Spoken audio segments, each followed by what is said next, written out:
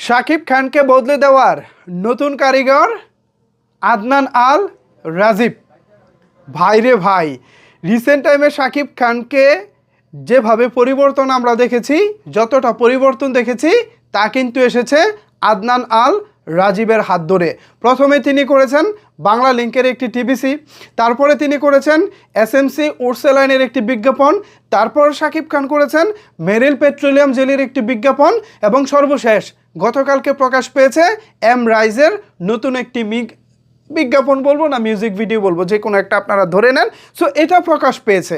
এখানে আমরা 4টি বিজ্ঞাপনে বা 4টি প্রজেক্টে 4 লুকে শাকিব খানকে দেখেছি, এবং প্রত্যেকটা লুক ব্যাপক প্রশংসিত হয়েছে। শাকিব খানের ভক্তরা বেশ গ্রহণ করেছে লুকগুলোকে। এখন যে ডিরেক্টর শাকিব খানকে এত চমৎকারভাবে স্ক্রিনে আনতে পারে, সেই ডিরেক্টর যদি শাকিব খানকে নিয়ে সিনেমা বানায়, তাহলে ব্যাপারটা কেমন হবে বলুন তো।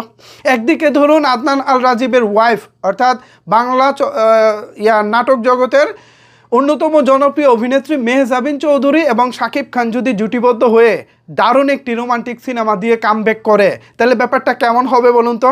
আমার কাছে তো মনে হচ্ছে ব্যাপারটা জোশ হবে। মেহজাবিন চৌধুরীকে আমরা ছোট পর্দায় সত্যি কথা বলতে রোমান্টিক নাটকেই বেশি দেখেছি, আবার কিছু কিছু আছে যেগুলো হচ্ছে আপনার পারিবারিক ড্রামার নাটক দেখেছি। যেমন ধরেন বড় ছেলে টাইপের কিছু নাটক ছিল, মেহজাবিন করেছে, খুব ভালো কাজ করেছে, দারুণ কাজ করেছে আমরা দেখেছি। সো মেহজাবিন কিন্তু একটা ভার্সেটাইল অভিনেত্রী, তিনি তার জায়গা থেকে যে কোনো ধরনের চরিত্রই করতে পারে। এখনও পর্যন্ত বেশ বৈচিত্র্যপূর্ণ কাজ মেহজাবিন চৌধুরী করেছে। একদিকে শাকিব খান, তিনি একজন ভার্সেটাইল অভিনেতা, তাকে দিয়েও যে কোনো চরিত্র পর্দায় তুলে আনা সম্ভব। আবার মেহজাবিন, দুজনে মিলে যদি একই পর্দায় আসে এবং ডিরেক্টরের চেয়ারে যদি থাকেন আদনান আল রাজীব, তাহলে ভাই ব্যাপারটা কিন্তু জমে যাবে। আপনারা দেখতেই পাচ্ছেন এখানে শাকিব খানের বেশ কিছু লুক আপনাদেরকে দেখিয়েছি।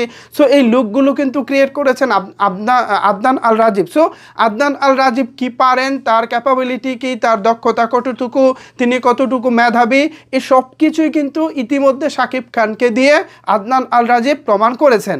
এখন প্রশ্ন আসতে পারে বিজ্ঞাপন আর সিনেমা দু বিষয়।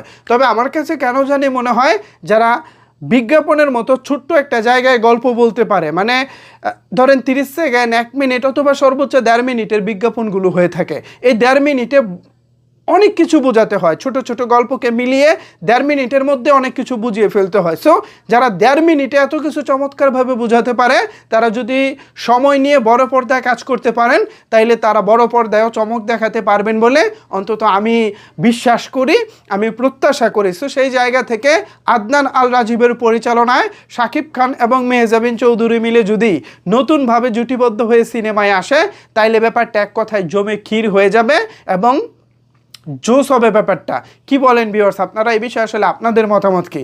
আপনারা শাকিব খানের ভক্ত, আপনাদের চাওয়া পাওয়াটাও আসলে দিন শেষে ম্যাটার করে। সো আপনারা যেটা চান সেটাই শাকিব খান করেন, এটা শাকিব খান সবসময় বলেও থাকেন। সো এই বিষয়ে আপনাদের মতামত জানতে চাই, নিচের কমেন্টস বক্সটা আপনাদের জন্য ওপেন রইল। ধন্যবাদ সবাইকে এতক্ষণ আমার সাথে থাকার জন্য।